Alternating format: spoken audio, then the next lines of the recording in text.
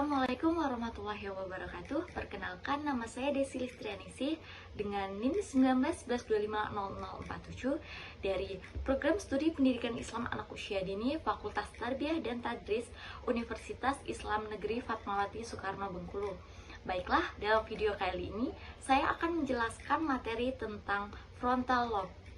Jangan lupa ya, saksikan video kali ini. Apa sih frontal lobe itu? Menurut Sidiarto Kusumoputro dalam buku Berbagai Gangguan Bahasa pada Orang Dewasa, frontal lobe merupakan bagian otak yang berperan penting dalam mengendalikan ucapan, gerakan, emosi, memori, perilaku kepribadian, dan fungsi intelektual. Yang selanjutnya yaitu letak dari frontal lobe. Frontal lobe terletak di bagian depan otak di dekat kening, yang mana diperkirakan bahwa frontal lobe ini memiliki porsi sepertiga bagian dari otak besar. Selanjutnya, bagian frontal lobe. Yang pertama yaitu frontal association, yang kedua yaitu speech, yang ketiga yaitu motor cortex. Adapun frontal lobe bagian kanan akan mengatur aktivitas tubuh bagian kiri.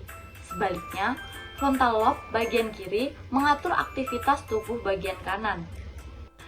Baiklah, untuk materi selanjutnya yaitu fungsi frontal lobe. Yang pertama yaitu sebagai aktivitas berbicara dan berbahasa. Yang kedua yaitu kemampuan dalam pemikiran dan perencanaan. Ketiga, kemampuan memori dan daya ingat. 4. Kemampuan motorik. 5. Kemampuan dalam mengatur dan merencanakan. 6. Kemampuan dalam menyelesaikan masalah. 7. Pengaturan emosi dan suasana hati. 8. Kontrol impuls. 9. Pengendalian perilaku sosial. 10. Kemampuan dalam membedakan dan mengklasifikasikan objek. Selanjutnya yaitu penyebab kerusakan pada frontal lobes. Seperti bagian tubuh lain, bagian frontal lobes ini juga dapat mengalami kerusakan tertentu. Ada beberapa penyebab kerusakan pada frontal lobe ini, yaitu yang pertama, cedera kepala, kemudian stroke, ketiga, infeksi yang mempengaruhi frontal lobes, keempat, munculnya tumor di frontal lobe, 5, multiple sclerosis, 6, penyakit neurodegeneratif. Kemudian, tanda-tanda kerusakan yang terjadi pada frontal lobe. Yang pertama, mudah jatuh. Kedua, ketidakmampuan untuk memecahkan masalah atau mengerjakan aktivitas tertentu. Ketiga, yaitu kreativitas yang menurun, kemampuan indera perasa atau penciuman yang menurun, depresi, perubahan perilaku, motivasi diri yang rendah, perhatian mudah teralihkan dan sulit fokus, gairah seksual yang bisa menurun atau meningkat, menunjukkan kebiasaan seksual yang aneh. Yang terakhir, yaitu melakukan perilaku impulsif atau beresiko. Yang selanjutnya yaitu cara penanganan pada kerusakan frontal lobes. Yang pertama yaitu terapi fisik, yang mana terapi fisik ini dapat membantu pasien mempertahankan atau memulihkan kembali kemampuan bergerak, kekuatan, dan fleksibilitas tubuhnya.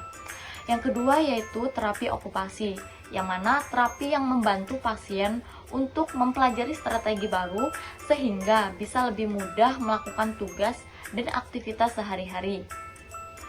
Yang selanjutnya yaitu terapi konseling berdasarkan tuntutan pekerjaan, yang mana jenis konseling ini dapat membantu pasien kembali bekerja dan melatih cara untuk menangani tuntutan di tempat kerja. Yang selanjutnya yaitu terapi wicara bahasa. Terapi wicara ini dapat membantu pasien meningkatkan komunikasi atau mengajari pasien cara menggunakan alat bantu bicara. Kemudian terapi kognitif, yang mana terapi yang dapat membantu pasien melatih keterampilan seperti perencanaan, penilaian, dan daya ingat.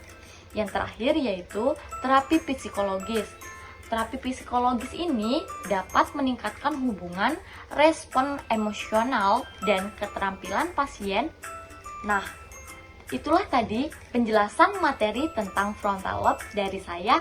Sekian dan terima kasih. Wassalamualaikum warahmatullahi wabarakatuh.